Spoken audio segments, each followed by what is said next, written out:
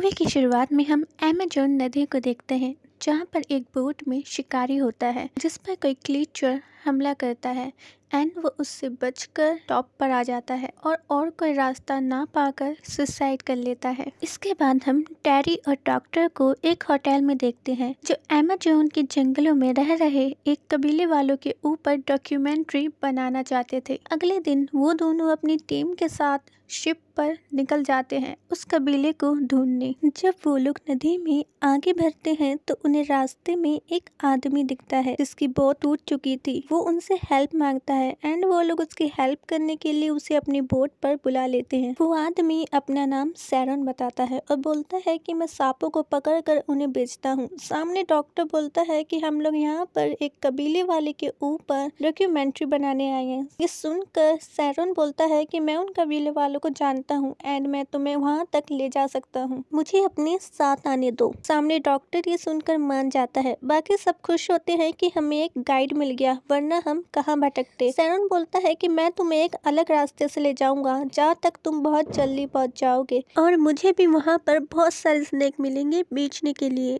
पर आप फिक्र मत करिए, उसमें जहर नहीं होता, वो आपको कुछ नहीं कहेंगे। आगे बढ़ते हुए उनकी बोट के पंखे में समुद्री घास फंस जाती है जिसके कारण इनकी बोट आगे नहीं जा पाती। उसे निकालने के लिए डॉक्टर पानी में जाते हैं। वो घास को तो निकाल देते हैं पर वापस आते समय उनकी सांस अटकने लगती है, वो ठीक से सांस नहीं ले पाते। उनके साथी उन्हें पानी से बाहर निकालते हैं एंड जब वो उसका मुंह खोल के देखते हैं तो उसके अंदर एक कीड़ा होता है और डॉक्टर सांस लेना भी बंद कर देते हैं। पर यहाँ पर सैरन अपनी समझदारी दिखाते हुए डॉक्टर के गले में एक कट डालकर पाइप डाल देता है जिससे डॉक्टर सांस लेने लगते हैं। डॉक्टर की ऐसी हालत देखकर सब लोग वापस जाने का बोलते हैं पर सैरन मना कर देता है। वो बोलता है कि डॉक्टर अब ठीक है और जब हमें वो कबीला मिल जाएगा तो हम उनसे डॉक्टर के इलाज की हेल्प मांग लेंगे। वो लोग अपना सफर जारी रखते हैं बट आगे जाकर उनके सामने एक बहुत बड़ी दीवार होती है। सब सोचते हैं कि हमारा सफर यहीं पर खत्म हो गया है पर सैरन बोलता है कि ऐसा कुछ नहीं है, मेरे पास बहुत सारे डायनामाइट है, मैं इस दीवार को अभी उड़ा दूंगा। पर टेरी इसका विरोध करते हुए बोलती है कि ये तो बहुत जोकिंग का काम है। पर सैरन बोलता है कि ऐसा कुछ नहीं है, वो अपनी मनमानी करता है और दीवार को उड़ा देता है। लास्ट होते ही वहाँ पे बहुत सारे स्नेक आ जाते हैं। ये देख कर सब लोग डर जाते हैं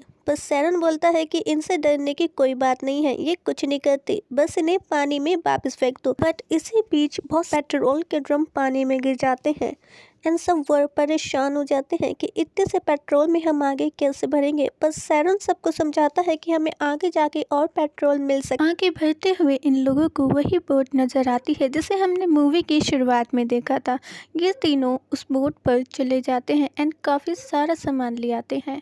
जब ये लोग वापस आ रहे होते हैं तो इनका एक साथी जो बोट का ड्राइवर भी होता है उस पर एक बहुत बड़ा एनाकोंडा हमला कर देता है। एनाकोंडा उस आदमी को चारों तरफ से जकड़ लेता है, उसकी हड्डियां भी टूटने लगती हैं एंड उसका दम घुटने लगता है। वो अपने मुंह से एक आवाज़ नहीं निकाल पाता और देखते ही देखते एनाकोंडा उसे मार देता है। इधर ये लोग परेशान होते हैं कि वो ड्राइवर इनके पीछे नहीं आया। टैरन बोलता है हमें यहाँ से निकलना चाहिए पर टेरी बोलते हैं कि हमें उसका एक और दिन वेट करना चाहिए। टैरन बोलता है कि यहाँ पर बहुत सारे एनाकोंडा भी हैं जिन्हें हम पकड़ के पैसा कमा सकते हैं, बट अगर हम उसके इंतजार में रुके रहे तो हमारा बहुत सारा टाइम बर्बाद हो जाएगा। सैरन ने उनकी टीम के एक साथी को पैसों का लालच देकर अपने साथ मिला लिया था एंड सैरन की मनमानी देखकर टेरी को भी अब गुस्सा आने लगता है। टेरी को सैरन के इरादे सही नहीं लगते जिसके बारे में वो डॉक्टर से बात करती है। अगले दिन सैरन पूरी बोट पर कब्जा कर लेता है और जबरदस्ती एनाकोंडा को पकड़ने को बोलता है एंड रात में वो एनाकोंडा के लिए जाल बिछाता है। अगले ही पल एनाकोंडा जाल में फंस जाता है। इतना बड़ा एनाकोंडा देखकर सैरन भी हैरान हो जाता है और बहुत खुश। वो एनाकोंडा को पकड़ने की कोशिश करता है पर वो इसकी सोच से बहुत ज़्यादा ताकतवर होता है एंड वो छूट जाता है। इसके बाद वो इन लोगों पर अटैक करता है जहाँ पर सैरन उसे बेहोश करने की कोशिश करता है एंड अगले ही पर टेरी उस पर शूट करती है पर सैरन उसे रोक देता है एंड बोलता है कि अगर ये मर गया तो हमें कोई पैसा नहीं मिलेगा। पर अब एनाकोंडा बहुत गुस्से में होता है एंड उनके एक साथी को मार देता है जो देख के सब लोग डर के मारे पागल हो जाते हैं एंड सैरन उन्हें गन पॉइंट पे ले लेता है और बोलता कहता है अगर तुम लोग मेरा साथ नहीं दोगे तो मैं तुम सबको अभी मार दूंगा, नहीं तो उस सांप को खाने को दे दूंगा। एंड यहाँ पर टेरी एक प्लान बनाती है, वो सैरोन को अट्रैक्ट करने की कोशिश करती है एंड पीछे से आकर उसके साथ ही सैरोन पर हमला कर देते हैं। जब सैरोन को होश आता है तो वो खुद को बंधा हुआ पाता है। बोट रुक जाती है एंड टेरी और डैनी बोट को चलाने के लिए पानी में उतरते हैं।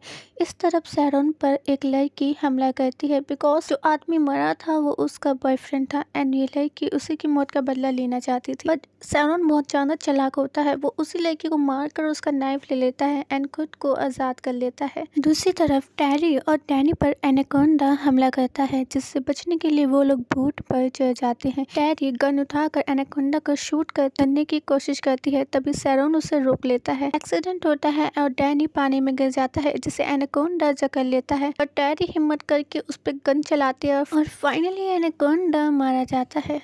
उसे मरता हुआ देखकर सैरोन गुस्से में पागल हो जाता है एंड वो टेरी के ऊपर हमला कर देता है, पर पीछे से डॉक्टर आकर उसे बचा लेता है एंड वो उसे मारकर पानी में फेंक देता है। एंड अब हम देखते हैं कि बोट पर सिर्फ 3 लोग ही बचे हैं, टेरी, डॉक्टर एंड डैनी, बिकॉज बाकियों को तो एनाकोंडा ने मार दिया है। आगे बढ़ते हुए टेरी को वहाँ पर पेट्रोल के ड्रम दिखते हैं, जिसे लेने के लिए टेरी और डैनी जाते हैं, पर पीछे से सैरोन आकर उन पर हमला कर देता है जो कि जिंदा था एंड वो उन दोनों को बांध देता है और उन्हें एक चारे की तरह यूज करता है। वो उन दोनों पे खून फेंकता है जिससे एनाकोंडा अट्रैक्ट होकर उनकी तरफ आए एंड सैरोन का प्लान काम करता है और वहाँ पर एक दूसरा बहुत बड़ा एनाकोंडा उन दोनों को खाने आ जाता है। एनाकोंडा टेरी एंड डैनी को पूरी तरह से जकड़ लेता है, जो देखकर सैरोन उसे जाल में फंसाने की कोशिश करता है एंड उस पर बेहोशी के तीर भी मारता है, पर एनाकोंडा पर कोई असर नहीं होता।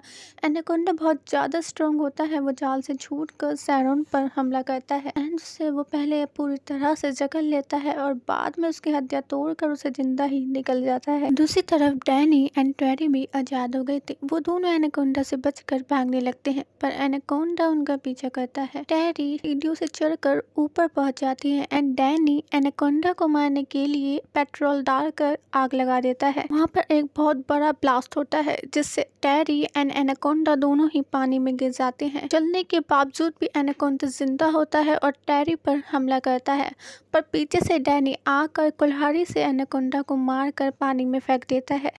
वो दोनों बचकर बोट पर आ जाते हैं एंड देखते हैं कि डॉक्टर की तबीयत भी अब पहले से काफ़ी बेहतर है एंड आगे बढ़कर उन लोगों को कबीला भी मिल जाता है।